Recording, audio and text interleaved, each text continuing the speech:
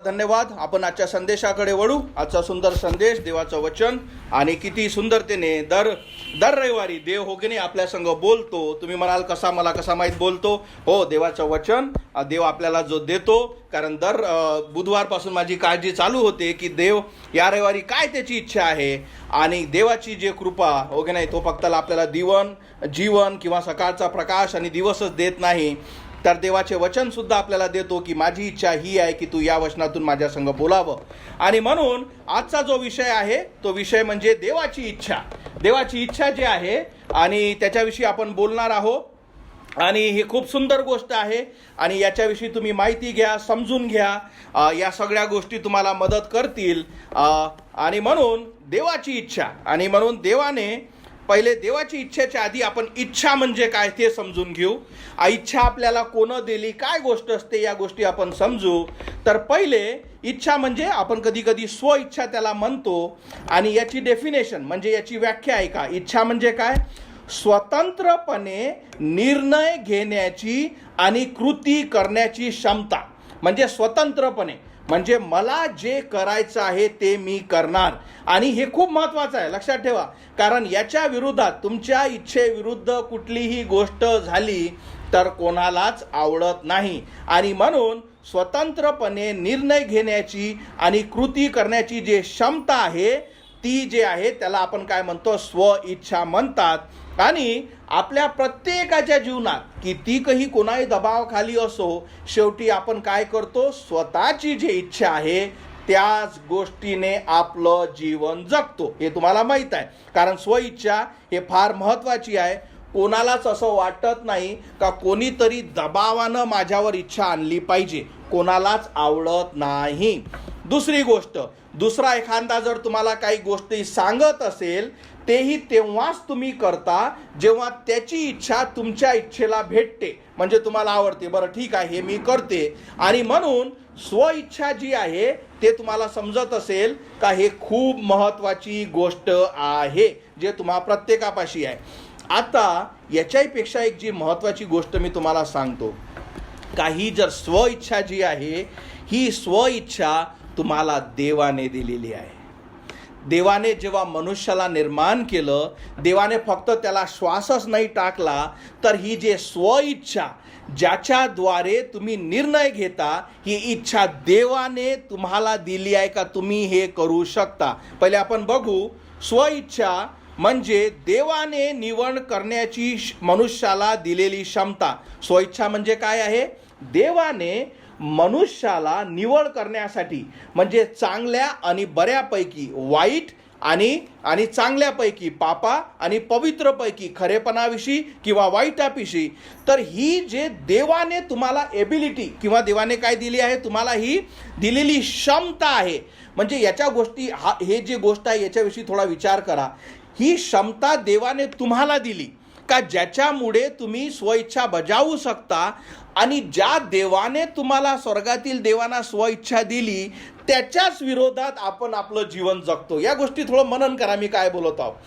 देवाने तुम्हाला स्वइच्छा दिली, आणि जशी तुम्हाला स्वइच्छा भेटली, ते स्वइच्छा घेऊन आपण त्याच देवाच्या विरोधात जातो. ते स्वइच्छा घेऊन आपण त्याच देवाला काय करतो, त्याच देवाच्या विरोधात आपण जातो. आणि म्हणून बाबू आत आहे, जागा इथे आहे, जागा. आणि म्हणून हे खूप महत्त्वाचं, म्हणजे ही अशी गोष्ट आहे, जसं मी तुम्हाला समजून घे, किंवा तुम्हाला एखादी गोष्ट कोणीतरी दिली, आणि ती गोष्ट तुम्ही घेता आणि त्याच व्यक्तीच्या विरोधात करता. म्हणजे हे किती वाईट गोष्ट झालं, किती तुम्ही दुखावल्या जाल का, या व्यक्तीला या गोष्टीसाठी मीच मदत केली आणि हा माझ्याच विरोधात आला. आता ही गोष्टीविषयी देवावर हे वापरा की देवाने तुम्हाला स्वइच्छा, की तुम्ही स्वतःचा निर्णय घ्या, ही क्षमता देवाने आपल्याला दिली, आणि त्याच देवाच्या विरोधात आपण काय करतो, जातो. म्हणजे जी गोष्ट देवाने दिली त्याच्याच विरोधात जातो. आणि म्हणून आपण या गोष्टीविषयी थोडंसं विचार करू. पहिली, आपण जसं लहान मुलगा तुम्हाला जसं दिसतो, लहान बाळ असलं तर आपण हे स्वइच्छा कशी आपल्या जीवनात बजावतो याच्याविषयी आपण बोलू. का? कारण आज तुम्ही जेही आहात, जेही तुमची निवड केली तुम्ही जीवनात, त्याच्यामुळे तुम्ही झाले. ठीक आहे, आपण हे तुम्हाला मी समजून सांगतो. जसं एखादा लहान बाळ, आपण म्हणतो तो रळत असतो. तो का रळत असतो? कारण त्याची इच्छा जी आहे, त्याची जी इच्छा आहे ते पूर्ण झालेली नाही. त्याची इच्छा पूर्ण झाली नाही म्हणून तो काय करत असतो? रळत असतो. आणि जसं त्याला जे पाहिजे, जसं तुम्ही त्याला दिलं का याला हे पाहिजे, तो काय करतो? फटकन शांत बसतो. का? कारण त्याची स्वइच्छा आता पूर्ण झाली. समजलं? म्हणून असं नाही का आम्ही मोठं झाल्यावर आम्हाला कळलं की आमच्या इच्छा काय आहे. नाही, जेव्हा आपण लहान बाळ असतो तेव्हापासूनच आपली इच्छा पूर्ण झाली नाही. ओके नाही? तुम्ही बघितलं असाल कधी एखाद्या बाळ रडत असतं तर एखादी बाई आली त्या आईला काय विचारते? का रडत आहे? म्हणजे काय पाहिजे त्याला? म्हणजे इच्छा सारखं सांगण्याचं तात्पर्य काय इच्छा आहे त्याची देणं. मग त्याची जे इच्छा असेल तर म्हणजे लहान असताना पासूनच आपली स्वइच्छा बजावणं आपण काय करतो? चालू करतो आपल्या आई वडिलापासून, सगळ्या गोष्टीपासून. आणि मग नंतर ही स्वइच्छा आपण आपली शाळा निवडणे, आपले कपडे निवडणे, आपली वागणूक निवडणे, आपली बायको निवडणे, आपलं नोकरी निवडणे, आपलं काम निवडणे, आपलं जीवन निवडणे, आणि या सगळ्या गोष्टी जेही तुम्ही आणि मी करता ते काय करतो आपण? स्वइच्छा. बरोबर वगैरे. म्हणून या सगळ्या गोष्टी आपण करतो. आणि म्हणून या सगळ्या गोष्टी इतक्या महत्त्वाच्या आहे कारण ही स्वइच्छा जी आहे, आता तुम्हाला समजलं असेल की कशाविषयी आपण बोलत आहोत. जसं आणखी तुम्हाला काही उदाहरण देतो. एखाद्या व्यक्तीला समजून घ्या सुशिक्षित बनायचं आहे, तर तो काय करतो? त्या स्वइच्छा काय आहे? सुशिक्षित बनायची, त्याच्याविषयी तो शिक्षण घेतो. एखाद्याला डॉक्टर बनायचं आहे, त्या दिशेने तो वाटचाल करतो. एखादा इंजिनियर बनायचा आहे, तो काय करतो? आपल्या स्वइच्छेने त्याचा अभ्यास करून तो डॉक्टर इंजिनियर होतो. तसाच नैतिकतेविषयी एखादा व्यक्ती जेव्हा तो चोरी किंवा लबाडी करतो किंवा पाप करतो, तो स्व इच्छेने करतो. म्हणजे तो काय करतो? निवडतो का मी खोटं बोलेल, तो निवडतो का मी पाप करेल, तो निवडतो का मी देवाविरुद्ध राहील. आणि म्हणून जसं मी तुम्हाला म्हटलं, आज जे तुम्ही सगळे आहात, हे सगळे जेही तुमची नैतिक तुमची सिच्युएशन किंवा पोझिशन असेल, ते कशामुळे? जे तुम्ही निवडलं, जे तुमचे निर्णय तुमच्या जीवनात आले. आणि म्हणून देवाचं वचन सदैव काय सांगतो? तुम्ही स्वतः काय द्याल? जबाब द्याल. तुम्हाला हे नाही राहील की माझ्या मित्राने मला शिकवलं किंवा सैतानाने मला फसवलं. तुम्ही स्वतः देवाला जबाब द्याल, कारण देवाने तुम्हाला स्वइच्छा दिली. म्हणून मी तुम्हाला सदैव सांगत असतो की स्वइच्छा जरी देवाने दिली आणि तुम्ही जे काही निवडलं, त्या निवडल्यानंतर त्याचे जे परिणाम आहे त्याचा जबाब तुम्हाला द्यावं लागेल. म्हणून देवाने तुम्हाला स्वतंत्रता दिली, पण ती स्वतंत्रता तुम्ही कशी वापरता हे फार महत्त्वाचं आहे. म्हणून देव म्हणतो की जीवन आणि मृत्यू तुझ्या समोर आहे, स्वर्ग आणि नरक तुझ्या समोर आहे, तू योग्य निवड. देव हे नाही म्हणत का बाबा तू पाय तुला काय आवडते. त्याच्यातही देव आपल्याला सांगतो का माझी इच्छा आहे का तू स्वर्ग निवड, माझी इच्छा आहे का तू पवित्रपणा निवड. आणि जसं मी तुम्हाला सदैव सांगितलं का विचार करा, या समय जर तुमची स्वइच्छा मी घेऊन घेतली, म्हणजे तुम्हाला समजून घ्या खोलीच्या बाहेर जायचं आहे आणि म्हटलं कोणीच जाणार नाही, दार बंद, थोड्या वेळपर्यंत तुम्ही थांबाल, मग नंतर काय होऊन जाईल? तुम्हाला त्रास होईल. अरे पण आमची इच्छा बाहेर जायची आहे ना, पण तुमचं फ्रीडम काय घेतलं? घेण्यात आलं. ओके नाही? म्हणून कोणालाच आवडत नाही. आणि म्हणून देवाने ते आपल्याला एबिलिटी किंवा क्षमता दिली. पुढे आपण बघू का सगळ्यात महत्वाचं, आता ही स्वइच्छा आहे कशामुळे प्रभावित होते.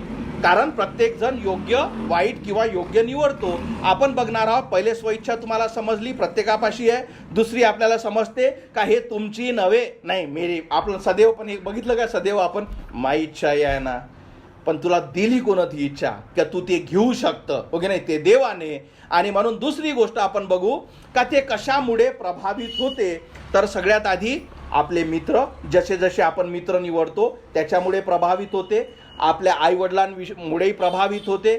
आपल्या शिक्षणामुळे प्रभावित होते की काय आपण शिकतो. आपल्या बघण्यामुळे सुद्धा प्रभावित होते. आजकाल चित्रपटांमुळे प्रभावित होते. दुसरं, तुम्हाला एखाद्याने घातलेली ट्रेंड, आपण म्हणतो ना अरे आजकाल हाच ट्रेंड चालू आहे, तर ते काय होतं? त्या ट्रेंडमुळे काय किंवा जे चलनीत आहे त्याच्यामुळे तुमची स्वइच्छा प्रभावित होते. म्हणजे सगळ्या गोष्टी काय करतात? तुम्हाला इन्फ्लुएन्स किंवा प्रभावित करतात. आणि याच्यात मी सदैव जे तुम्हाला सांगत असतो की पिक्चर आणि हे जे सोशल मीडिया हे तुमची डिसिजन, तुमचा निर्णय, तुमची स्वइच्छा प्रभावित करण्यात फार उपयोगी आहे. कारण आता मला माहीत नाही, कारण त्या दुनियेच्या फार दूर गेलो आहो, पण मला समजतं का हे जे प्रेम प्रकरण ओके नाही, हे का तुमच्या आईवडिलांना शिकवले का तुम्हाला का जाऊन प्रेम प्रकरण कर किंवा वाईट कर किंवा एखाद्या चोरी कर? तर हे आपल्याला सगळ्या गोष्टी कशातून मिळतात? तर गीताद्वारे आणि पिक्चरांद्वारे. जरी तुम्ही या गोष्टीविषयी असा बसून विचार करत ना, अरे याने ही गोष्ट केली आहे, मी करतो नाही, पण तुमचं डोकं सदैव तुमच्या डोक्याच्या मागं त्या गोष्टीविषयीचं गणित चालू असतं. हे तुम्हाला माहिती नाही, पण तुमच्या स्वइच्छा त्या गोष्टीमुळे प्रभावित होत असते. अरे या पिक्चरात असं दाखवलं आहे की गर्लफ्रेंडही असू शकते, अरे याच्यात गीतही असू शकतात, अरे याने दाखवलं का चोरी करू शकते, अरे याने दाखवलं का चोरी काही केल्यानंतर शेवटी चांगलंच असते, अरे असंही दाखवत येते की आपल्याला हिरो बनता येते. तर काय होतं, या सगळ्या गोष्टीमुळे, अवतीभवतीच्या गोष्टीमुळे तुमचे जे डिसिजन आहे, स्वइच्छा आहे, ते काय होत राहते? प्रभावित होत राहते. आणि म्हणून तसे तुम्ही डिसिजन घेता. आणि प्रत्येक वेळेस वाईट असते असं नाही. एखादा ड्रेस तुम्हाला आवडतो, अरे हा चांगला ड्रेस आहे, आता काय झालं, पहिले तुमची इच्छा नव्हती, पण ते बघितल्यानंतर काय झालं, तुमची इच्छा जी आहे ती प्रभावित झाली आणि तुमची इच्छा झाली का ती गोष्ट मी करावी. म्हणून तुम्हाला आतापर्यंत कमीत कमी हे समजलं असेल का कशापासून येते, प्रभावित कशापासून होते. पण आता आपण वळणार आहोत आजच्या वचनाकडे. पण त्याच्या आधी आपला जे सगळ्यात महत्त्वाचं आहे, जरी स्वइच्छा तुमची आहे, पण एक गोष्ट जे सैतानाची इच्छा आहे का तुम्हाला कधीच कळावी नाही. आणि म्हणून तुम्हाला सदैव सांगितल्या जातं गीतांद्वारे, चित्रपटाद्वारे, जे पाहिजे ते करा. एक असतं लाईफ आहे, अभी नाही तो कभी, फिर कब कधी तुम जगव, आज नाही कराल, आज हा शौक नाही कराल. तुम्हाला भेटले नाही का मित्र? माझ्या लाईफमध्ये खूप धावते, अरे तू आज नाही शौक करशील तर मग करशील कधी? हो की नाही? हे सैतानाचे लेकरं सदैव आपल्याला येऊन या गोष्टी काय करत राहतात? तुमचं डिसिजन इन्फ्लुएन्स म्हणजे प्रभावित. आणि जर तुम्ही स्ट्रॉंग नसले, अरे हो यार हे तर बरोबर आहे, थोडं शिस्त घेतो, थोडी शिस्त करतो, थोडी शिस्त लबाडी करतो, आणि याच्यामुळे तुम्ही फसून जाता. पण एक गोष्ट जे सदैव तुम्हाला लक्षात असली पाहिजे, म्हणजे हे देवाचे वचन का आपला देवासमोर न्याय आहे. म्हणून स्वइच्छा देवाने दिली आहे, तुम्ही त्याला कशीही बजावू शकता, पण देवाने सांगितलेले आहे योग्य निवड. स्वइच्छा यासाठी दिली का तुम्ही रोबोट नाही, आणि जर तुम्ही रोबोट असते तर त्याच्यासारखं वाईट जीवन नसतं. आणि म्हणून देवाने हे दिली. पण देव काय म्हणतो? मत्तय 12:36 हे तिन्ही न्यायाविषयीचे वचन. आणखी मी तुम्हाला सांगतो की जो प्रत्येक व्यर्थ शब्द बोलतील त्याचा हिशोब तो न्यायाच्या दिवशी देतील. म्हणून आपल्याला जसं मी तुम्हाला मगाशी म्हटलं हो की नाही, मला वाटलं करता करता खूप सारे आत्मे नरकात निघून जातील. म्हणून सत्य शिकणं आवश्यक आहे. आता जेव्हा तुम्हाला कळतं का कुठलाही वाईट शब्द जर मी बोलते त्या शब्दाचा सुद्धा न्याय होणार आहे, आता काय कराल? तुम्ही तोंडाला झीप लावाल, नाही बा मी नाही बोलत, वाईट कशाला मी मनातून काढू. कारण आता तुम्हाला काय होईल? देवाची भीती.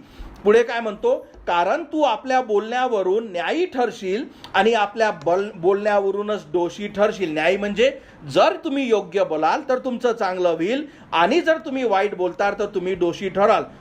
दुसरं वचन रोमनकरात 14:12, तर मग आपल्या प्रत्येक जण देवाला आपला हिशोब देईल. म्हणजे जरी देवाने तुम्हाला स्वइच्छा दिली आणि ज्याचा आपण जसा पाहिजे तसा उपयोग करतो, पण प्रत्येकाचा काय होईल? हिशोब देईल. 2 कोरिंथियन 5:10, कारण आपल्या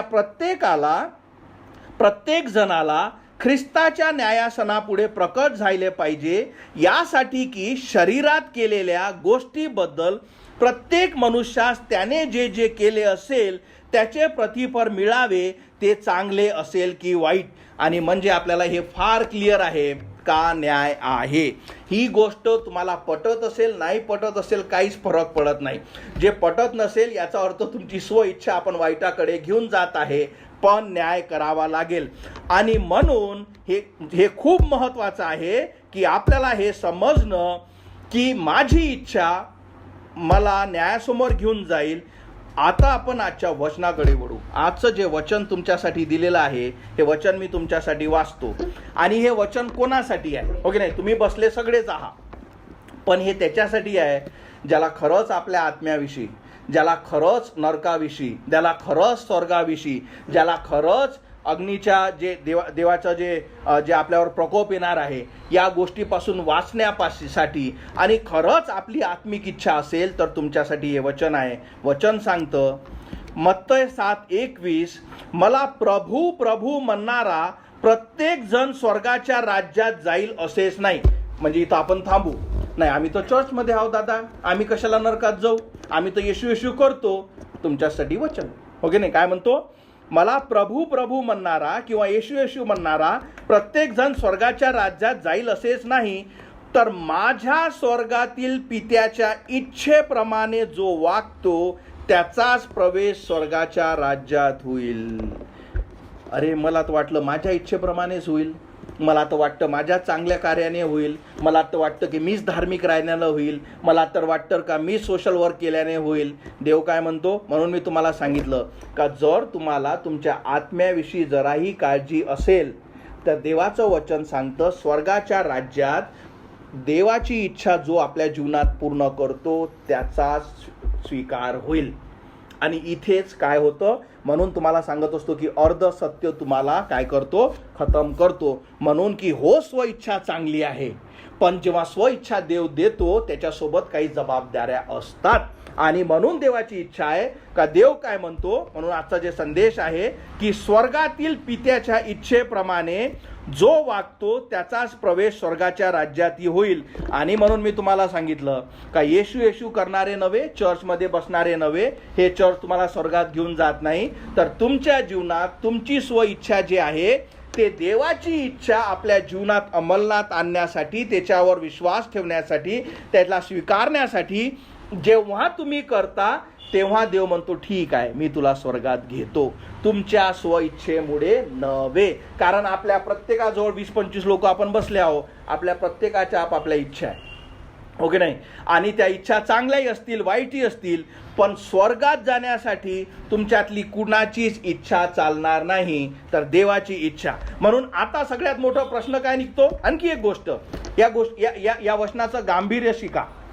तुम्हा प्रत्येकाला हे माहीत आहे का अनंताचे फक्त 2 मुक्काम आहेत, एक म्हणजे स्वर्ग आणि एक म्हणजे नरक. देवाच्या वचनाने आपल्याला आता समजलं आहे का देवाची इच्छा पूर्ण केल्याने स्वर्गात जातो. आणि मग त्वरित आपल्याला प्रश्न पडला पाहिजे आणि भीती वाटली पाहिजे का जर मग 2च मुक्काम आहेत तर स्वर्गात जर मी देवाने घेतलं नाही तर मी अनंताच्या नरकात पडेल, मधात कुठली जागा नाही. कारण हे गांभीर्य जोपर्यंत समजत नाही तोपर्यंत काय होऊन जाईल? तुम्ही देवाची इच्छा पूर्ण करणार ना. हे खूप महत्त्वाचं आहे. एक सदैव लक्षात ठेवा, जे मी तुम्हाला सांगत असतो, सैतान जेव्हा आपल्याला स्वइच्छा करण्याचा जेव्हा आपल्याला प्रेरित करतो तो तुम्हाला त्याचे परिणाम दाखवत नाही. चोराला कधी हे दाखवतो का तो का तू जशी चोरी कर बरोबर पोलिसांना पकडून माहीत पडेल आणि तुला ते जेलमध्ये टाकतील, मग तुला 2 वर्ष सजा भेटेल, हे सगळं सांगितलं बरं, आता तू निर्णय घे. तो घेईल का? म्हणते हट मी काय करतो. त्याला काय शिकवलं जातं? फक्त तू कर, तुझा फायदा होते. बरोबर हो की नाही. म्हणून सांगण्याचं तात्पर्य की जेव्हा तुम्हाला मोह टाकला जातो तो शैतान एवढा चपळ आणि इतका फसवणारा आणि इतका दुष्ट आणि इतका खोटा बोलणारा आहे का तुम्हाला फक्त तो सुरुवातीचा मोह दाखवतो. हे करणं बघणं किती फायदा होते, पण त्याचे परिणाम तुम्हाला भोगावं लागते, तो कधीच तुम्हाला दाखवत नाही. आणि शैतानाने जर तुम्हाला परिणाम दाखवले तुम्ही कधीच ते निवडणार नाही. म्हणून देवाचे वचन आज तुम्हाला शिकवतं की अरे मला फक्त अर्धच सत्य माहीत होतं, मला तर माहीत आहे माझी स्वइच्छा आहे, पण मला हे माहीत नव्हतं की माझी स्वइच्छा केल्याने मी नरकात ढकलल्या जाईल. समजलं? म्हणून हे फार महत्त्वाचं आहे. आणि आता पुन्हा एकदा काय करू आपण? टेस्ट का देवाची इच्छा काय आहे, माझी इच्छा काय आहे. कारण तुमची इच्छा करण्याने तुम्ही स्वर्गात जात नाही, तर काय बघितलं आपण? देवाची इच्छा जे आपल्या जीवनात पूर्ण करतो. म्हणून आपण आता माझी इच्छा आहे का आता कमीत कमी आपल्याला समजलं पाहिजे, नाही मला नरकात जायचं नाही, मला देवाची इच्छा काय आहे ते समजून घ्यायची आहे. आणि देवाची इच्छा हे जी आहे, बरं त्याच्या आधी पुढच्या आपण बोलू की देवाची इच्छा सगळ्यात पहिली काय आहे की देवाची इच्छा आहे का कोणीही खोटं बोलू नये. ठीक आहे, सोप्या सोप्या गोष्टी मी सांगत आहो. आपल्याला समजतं की आपली इच्छा काय आहे.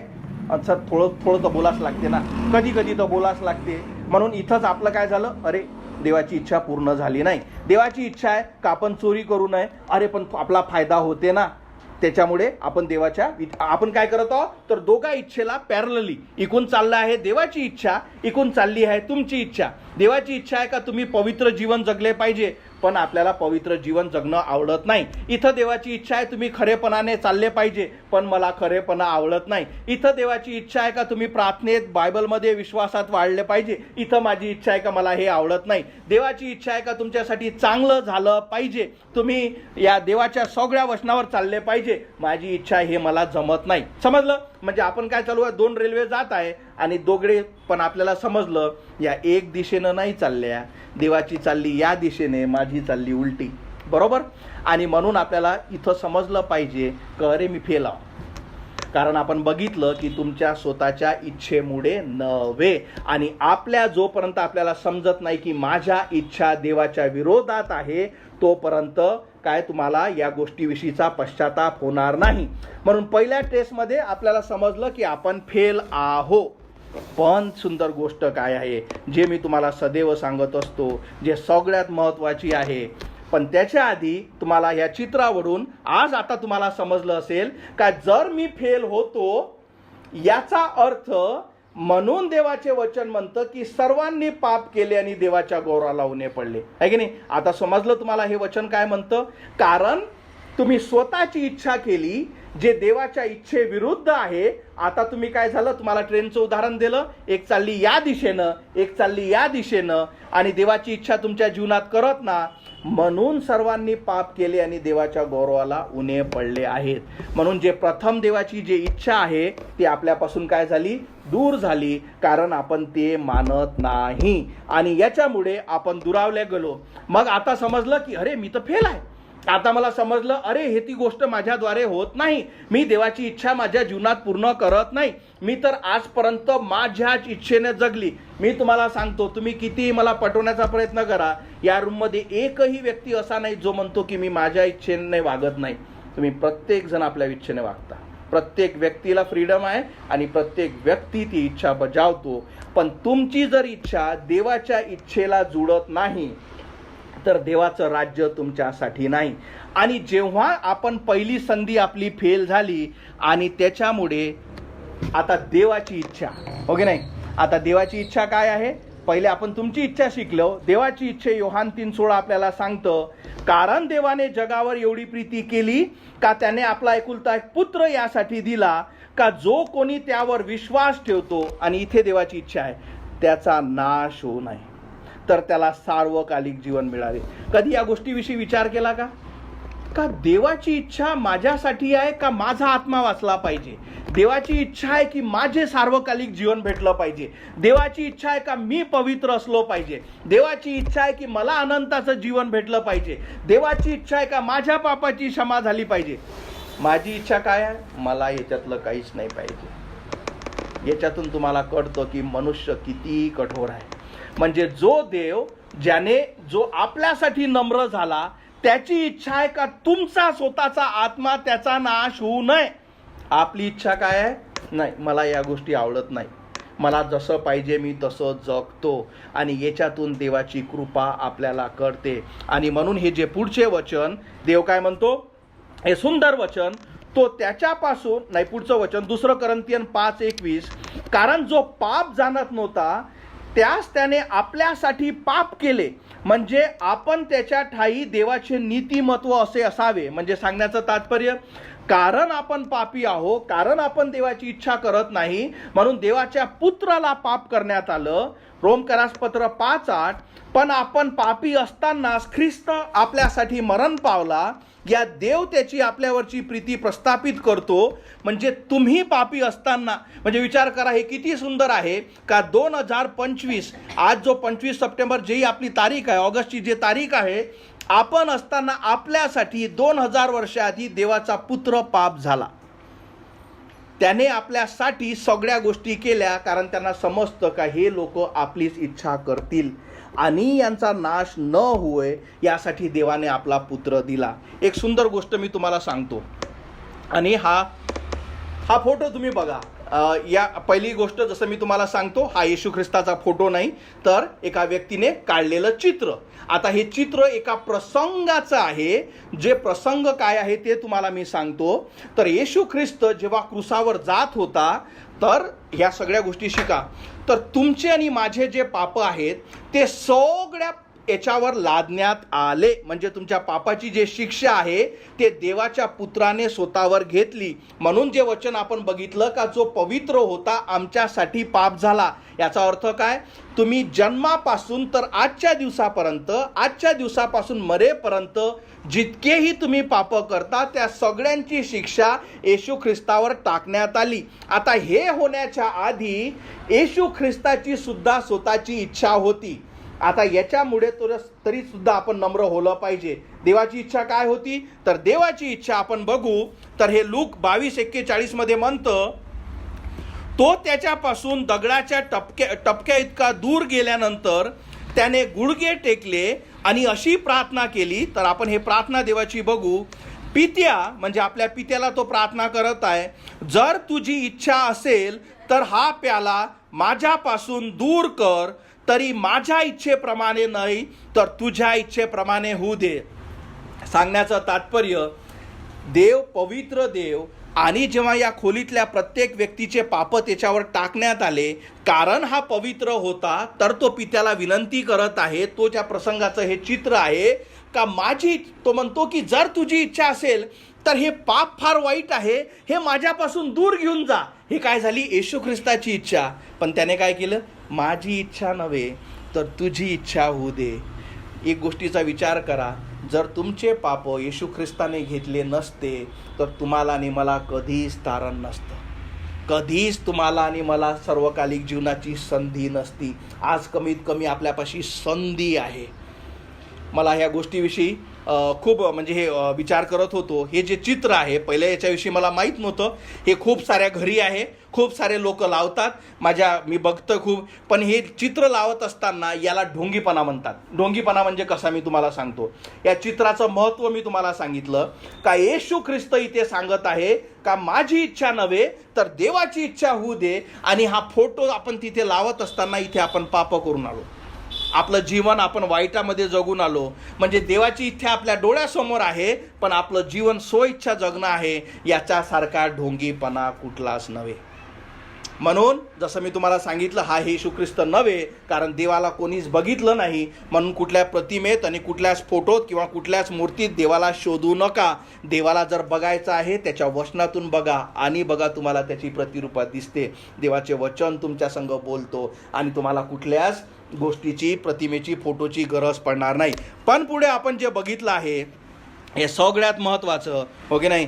आणि शेवटचं वचन आज जे मी तुम्हाला विचारत आहे, आणि देवाची इच्छा आहे का कित्येक लोक ज्याला उशीर म्हणतात तसा उशीर प्रभू आपल्या वचनाविषयी करत नाही, तर तो तुमच्याविषयी फार सहनशील आहे. आणि म्हणूनच आपण इथे बसलो आहोत, कारण देव आपल्याविषयी सहनशील आहे. आणि पुन्हा एकदा देवाची इच्छा, कोणाचाच नाश व्हावा अशी त्याची इच्छा नाही, तर सर्वांनी पश्चाताप करावा अशी देवाची इच्छा आहे. आजच्या शेवटी मी तुम्हाला एक विचारतो. मला माहीत आहे आपल्या रूममध्ये, आपल्या खोलीमध्ये, आपल्या जीवनामध्ये आपण प्रत्येकाने फक्त एक गोष्ट केली, माझी इच्छा ही आहे. मला कोणी शिकवू शकत नाही, मला कोणी सांगू शकत नाही. चांगली गोष्ट आहे. म्हणून पहिले आपण बघितलं, तुम्हाला ती स्वइच्छासुद्धा ज्या देवाने तुम्हाला बनवलं त्यानेच तुम्हाला ते काय दिली? स्वइच्छा दिली. दुसरं तुम्हाला मी सांगितलं की ते स्वइच्छा तुम्ही कशी पण वापरा, पण ती स्वइच्छा जर देवाच्या इच्छेला मानलेली नसेल तर तो तुम्हाला स्वर्गात घेणार नाही. तिसरं आपण बघितलं की देवाची इच्छा जेव्हा तुमच्या जीवनात तुम्ही पूर्ण करता तेव्हाच तो तुम्हाला स्वर्गाच्या दारात किंवा स्वर्गात घेईल. चौथं आपण बघितलं, आपल्या इच्छा सगळ्या देवाविरुद्ध आहे. तो म्हणतो का तुमचा नाश नाही झाला पाहिजे, आपण म्हणतो की आपण नाशाकडे वळतो. पण जेव्हा तुम्ही पलटता आणि देवाजवळ येता, आणि जेव्हा तुम्हाला कळतं की हो मला ख्रिस्ताची गरज आहे, कारण देवाच्या इच्छेशिवाय कुठलाही मनुष्य स्वर्गात जाऊ शकत नाही. देवाची इच्छा काय आहे? जर या खोलीत तुम्ही जर जागरूक असाल आणि जर तुम्ही या प्रश्नावर असाल की मग मला देवाची इच्छा करायची आहे, मला समजतं की मी फक्त मला जे आवडतं तेच करते, ही जर तुमची इच्छा असेल तर स्वर्गाचं राज्य तुमच्यासाठी नाही. तुम्ही जगू शकता पण देव तुम्हाला स्वर्गात घेणार नाही. पण जर तुमचं मन मिटलं असेल का हो मी बदलते आणि आज मला सांग की देवाची इच्छा काय आहे, तर तुम्हाला पहिली गोष्ट का देवाची सगळ्यात चांगली इच्छा तुमच्यासाठी काय आहे का तुमचा नाश होऊ नये. मला एकदा तुम्ही पटवून सांगा बरं. नाही, अरे हे तर वाईट इच्छा आहे देवाची माझ्यासाठी, माझा नाश होऊ नये, हे तर वाईट झालं माझ्यासाठी, असं का म्हणत आहे ते. नाही, तुम्हाला माहित आहे का तो माझ्यावर प्रेम करतो, त्याची इच्छा आहे की माझा नाश होऊ नये. आणि जर तुमची इच्छा असेल का माझा नाश होऊ नये तर दादा मी काय केलं पाहिजे, तर देवाने तुम्हाला ज्या गोष्टी पहिले शिकल्या आहे, सगळ्यात मोठं तुम्हाला समजलं पाहिजे का सर्वांनी पाप केले, देवाच्या गौरवाला उणे पडले आहे. पहिली तुम्हाला माहिती असणे का मी देवाच्या विरोधात आहे, माझ्या जीवनात सगळ्या मी स्व इच्छा केल्या, आजही मी करत आहे. लक्षात ठेवा, हा निर्णय तुमच्याजवळ आहे. हा 5 मिनिटात संदेश खतम होईल, या रूमच्या तुम्ही बाहेर जाल, देवाचं कन्व्हिक्शन, देवाचं कार्य तुमच्यावर होणार नाही, कारण हे जगाच्या सगळ्या अडचणी गरजा तुमच्यावर धडाधड पडतील. आता हा संदेश सैतान काय करेल, त्या कारवरच्या वायपरसारखं जसं पाणी पडतं, काल मी नागपूरहून येत होतो, पाऊस आला, जसे पावसाचे शेंद पडले हो की नाही, आता मला दिसत नव्हतं, एकदा वायपर मारला तो काय करतो फटकन घेऊन जातो. तसा सैतान या रूममधून बाहेर गेल्यानंतर जेवढंही देवाच्या वचनाचं तुम्हाला काय करण्यात आलं, जे दान देण्यात आलं, जेही पीक पेरण्यात आलं, तो काय करतो असा एकाच वायपरनं झपकन तुमच्या हृदयातून सगळं घेऊन जातो.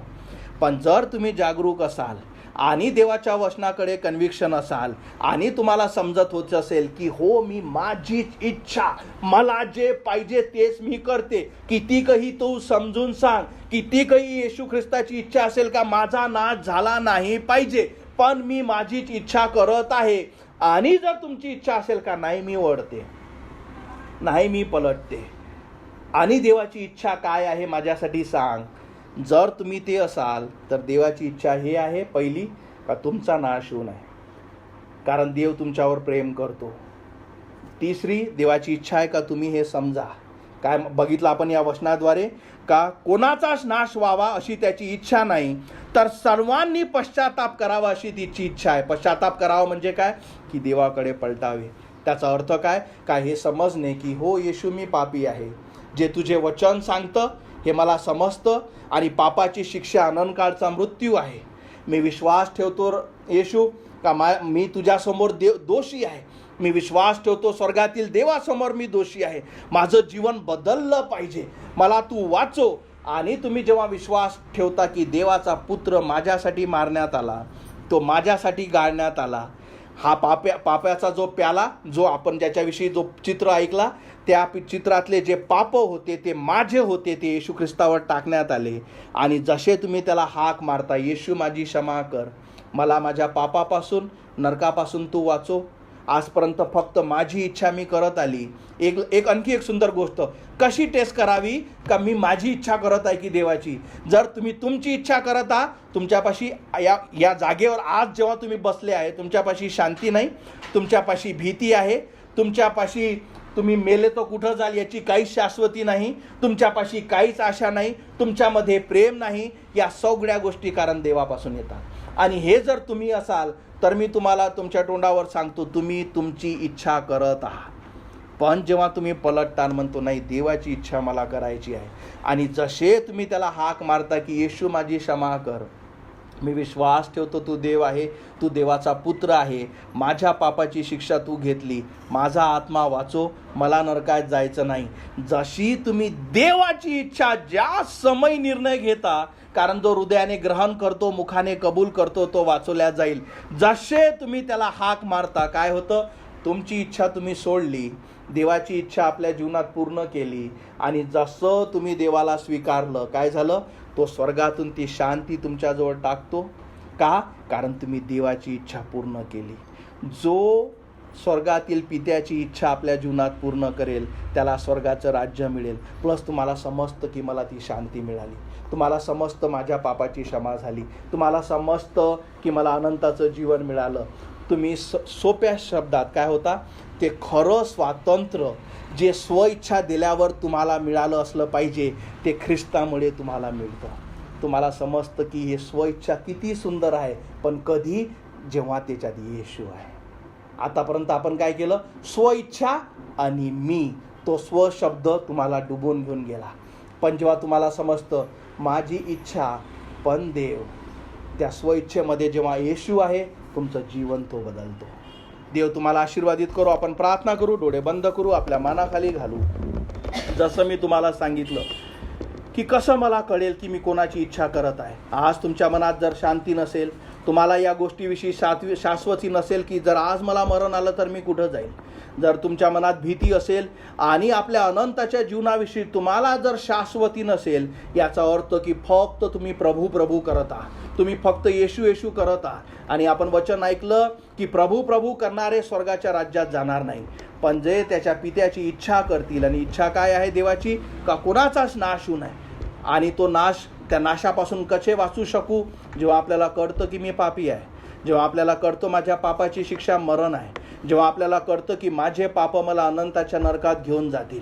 आणि तुम्ही जेव्हा स्वर्गातील त्या देवावर विश्वास ठेवता का येशूने आपली स्वर्गाची जागा सोडली, पित्याने आपला पुत्र माझ्यासाठी दिला, तो या पृथ्वीवर आला, पवित्र जीवन जगला, माझ्या पाप सगळे त्याने स्वतःवर घेतले, यासाठी का माझा नाश होऊ नये. त्याने माझ्या पापाची फेड केली, त्याने माझ्या पापाची शिक्षा घेतली, त्याला मारण्यात आले, आपलं शरीर त्याने क्रुसावर माझ्यासाठी दिलं, आपलं पवित्र रक्त त्याने माझ्या पाप धुण्यासाठी सांडवलं आणि त्याला मारण्यात आलं, गाडण्यात आलं. पण तो विजयी झाला, त्याने मरणावर विजय मिळवला आणि स्वर्गात बसलेला आहे. आणि तो म्हणतो की जोही विश्वासाने आता हाक मारेल तो वाचवल्या जाईल. आणि त्याची इच्छा आहे की कुणाचाच नाश होऊ नये. आपण वचन बघितलं, तो म्हणतो की प्रत्येकाने पश्चातापाने स्वीकारावे. पश्चाताप म्हणजे काय? की देवाकडे पलटणे, हे ठरवणे आपल्या मनात की मला वाईटाची गरज नाही, मला माझं जीवन बदलायचं आहे, मला ख्रिस्ताची गरज आहे, मला तारण्याची गरज आहे, माझ्या पापाची क्षमा होण्याची गरज आहे. आणि जसे तुम्ही बदलता आणि ख्रिस्ताला हाक मारता, तुम्ही काय केलं? आयुष्यभर आपली स्वतःची इच्छा केली, पण आजच्या वचनात तुम्ही राहिले, देव तुमच्या संग बोलला आणि तुम्ही देवाची इच्छा तुमच्या जीवनात करण्याचा निर्णय घेतला. तो निर्णय घेण्यासाठी जसे तुम्ही येशूला हाक मारता, येशू माझी क्षमा कर, माझा आत्मा वाचव, मला नरकात जायचं नाही, माझ्या जीवनात फक्त माझी इच्छा मी करत आली, या जगातील सगळ्या गोष्टीमुळे मी प्रभावित होती, पण आज मला प्रभू तुझी इच्छा करायची आहे. म्हणून देवाचं वचन सांगतं की एकदा तू निर्णय घेऊन बघ. देवाचं वचन सांगतं की तू त्याला हाक मारून बघ, तू त्याला चाकून बघ. देवाचे वचन सांगतं की तुझे सगळे ओझे तू त्याच्यावर टाक. म्हणा येशू माझी क्षमा कर, माझ्या इच्छा करण्यासाठी मी आयुष्य जागलं, पण याच्यात मला कधी शांती शाश्वती कधीच अजून मिळाली नाही, पण आज माझा विश्वास मी तुझ्यावर टाकते. आणि जसे तुम्ही विश्वासाने त्याला हाक मारता, म्हणता येशू माझा आत्मा वाचव, जसे तुम्ही सरेंडर म्हणजे काय? समर्पण, की माझ्या आणि माझ्या ताकदीमुळे, माझ्या समजुजीमुळे, माझ्या सगळ्या शिकवणीमुळे, माझ्या कुठल्याच गोष्टीमुळे मला वाचवता येणार नाही. आणि जसे तुम्ही ख्रिस्ताला हाक मारता, तो आपल्या प्रेमाचा हात तुमच्या पुढे टाकत आहे. तो म्हणतो ये, मी तुझा हात स्वीकारतो, मी तुला पकडतो, मी तुला सोडणार नाही. जे मला दिले गेलेत आणि जितक्यांनी माझ्यावर विश्वास ठेवला त्या तितक्यांना मी आपले मुलं होण्याचा अधिकार दिला. तो आपल्या प्रेमाचा हात तुमच्यासमोर टाकत आहे. गरज हे आहे का तुमचं मन काय आहे? तुम्ही आपल्या हाताची मुठ्ठी बांधता, पुन्हा एकदा तो मुठ्ठी बांधून आपला हात खिशात ठेवून निघता, की त्या ख्रिस्ताला आपला हात देता, म्हणता येशू मला तू वाचव, माझी क्षमा कर. आज तुम्ही बसत असताना हा निर्णय तुम्ही ऑलरेडी घेतलेला आहे की मी काय केलं पाहिजे. जर तुम्ही पुन्हा एकदा तसेच निघून जाता, आपण काय करतो? आपली मुठ्ठी टाईट बांधतो की मी माझा हात देणार नाही, म्हणजे मी माझी स्वइच्छा करते. पण जशी ज्या देवाने तुम्हाला बनवलं, जो देव तुमच्यासाठी मारण्यात आला, जो देव तुमच्यासाठी गाळण्यात आला, जो देव ज्याने तुमच्या पापाची शिक्षा स्वतःवर घेतली, आणि तो देव इतका महान देव, जो अल्फा आणि ओमेगा, जो निर्माण करता, तो तुमच्या समोर नम्र होऊन तुमच्यासाठी, तुमचा आत्मा वाचवण्यासाठी जेव्हा आपला हात पुढे करत आहे, तुम्ही काय करत आहात? पण जेव्हा तुम्ही म्हणता की येशू माझी क्षमा कर, माझा आत्मा वाचव, माझ्या राजा, मी पापी आहे, माझी क्षमा कर, मला वाचव, माझं जीवन बदल, माझ्या हृदयात ये, मी तुला माझा देव, माझा तारणारा स्वीकारते, माझी क्षमा कर. जसा तुम्ही विश्वासाने त्याला हात देता, तो तुमचा हात पकडतो, तुम्हाला वाचवतो, अनंताची शांती तुम्हाला देतो. आणि या महिन्याचं जे वचन आपण बघितलं, जितक्यांनी त्याच्या नावावर विश्वास ठेवला तितक्यांनाच देवाने हे लिहिलं आहे की तुला सार्वकालिक जीवन लाभले. हे तुला कळेल, ही गोष्ट तुमच्या संग घडते. जर या गोष्टीविषयी तुम्हाला शाश्वती नसेल, ही वेळ जाऊ देऊ नका. कारण या खोलीच्या बाहेर जसे तुम्ही जाता, सगळ्या गोष्टी तुम्हाला प्रभावित करता. म्हणून देव म्हणतो, आज तारणाचा दिवस आहे, आजच दिवस आहे, उद्यावर ढकलू नका. हालेलुया. धन्यवाद मानतो येशू, गौरवितो, धन्यवाद मानतो. होय प्रभू, 38 वर्ष परमेश्वरा मी माझ्या जीवनात फक्त माझी इच्छा केली. होय प्रभू, मला तू माहीत होता, पण जसे तुझे वचन सांगतं की प्रभू प्रभू करणारे स्वर्गात जात नाही. होय प्रभू, धन्यवाद मानतो. त्या दिवशी तू माझ्याजवळ आला. तू प्रभू तुझ्या प्रेमाचा हात माझ्यासारख्या पाप्याच्या पुढे पसरला. तू मला आपला हात दिला परमेश्वरा. माझी पाप स्थिती दाखवली का नितीन तू मरशील आणि अनंताच्या नरकात जाशील, कारण तू स्वतःची इच्छा करत आहेस. तुला मला दाखवलं प्रभू की मी पापी आहे. आणि होय प्रभू, मला दाखवलं की तुझ्यासमोर मी दोषी आहे. आणि तेव्हा मला कळलं परमेश्वरा की तू किती महान आहे, की मी पापी असताना माझ्यासाठी परमेश्वरा तू क्रूसावर मारण्यात आला. माझ्यासाठी परमेश्वरा तू आपलं शरीर मोडलं, आपला प्राण दिला, आपलं पवित्र रक्त सांडवलं. आणि परमेश्वरा तू मरणावर विजयी झाला, यासाठी परमेश्वरा की माझ्या पापाची क्षमा व्हावी. होय प्रभू, त्या दिवशी प्रभू तू मला सहाय्य केलं. आणि प्रभू, जसा मी माझा हात तुझ्याजवळ दिला, तू मला वाचवलंस. होय प्रभू, सैतानाचे सगळे जाळे तू मोडले, मजसारख्या पाप्याला तू वाचवलंस. प्रार्थना करतो माझ्या राजा, इथे जुळलेल्या प्रत्येकाला तुझ्या हाती सोपवितो. तुझी इच्छा आहे प्रभू, कोणाचाच नाश होऊ नये. तुझी इच्छा आहे परमेश्वरा, प्रत्येक आत्माने तुला स्वीकारावे. तुझी इच्छा आहे परमेश्वरा, प्रत्येकाने पश्चातापाद्वारे तुला हाक मारावी. होय प्रभू, त्यांना त्यांची पापस्थिती दाखव. त्यांना दाखव परमेश्वरा तू त्यांच्यावर किती प्रेम करतो, की तुझी इच्छा आहे की त्यांचा नाश होऊ नये. होय प्रभू, आमची स्वइच्छा आम्हाला नरकात घेऊन जाईल, पण तुझी इच्छा आमच्यासाठी किती चांगली आहे की आमचा नाश होऊ नये. इथे जुळलेल्या प्रत्येकाला तुझ्या हाती सोपवितो. होय प्रभू, प्रत्येकाने आपला हात कठोर, आपलं हृदय कठोर न करता माझ्या राजा तुला हाक मारावी माझ्या येशू. होय प्रभू, जो तुझा प्रेमाचा हात परमेश्वरा आजच्या संदेशाद्वारे, वचनाद्वारे तू इथे दिलेल्या प्रत्येकाला दिला आहे, त्याने प्रभू तो स्वीकारावा, आपलं जीवन वाचवावं. होय प्रभू, यासाठी मी प्रार्थना करतो. त्यांना सहाय्य कर. होय प्रभू, प्रत्येकाला सहाय्य कर, कारण प्रभू तू त्यांच्यावर प्रेम करतोस. आणि म्हणूनच हा सुंदर संदेश तू त्यांना दिला. तू माझा प्राण वाचवला, तू त्यांचाही प्राण वाचवेल बाजू जेव्हा ते निर्णय घेतील. सगळ्या गोष्टी तुझ्या हाती सोपवितो माझ्या येशू. आणि ही प्रार्थना प्रभू येशू माझा तारणारा याच्या जिवंत नावात मागतो म्हणून तो ऐक. आमेन. Thank you Jesus. आपण उभे राहू, देवाला धन्यवाद देऊ आजच्या सुंदर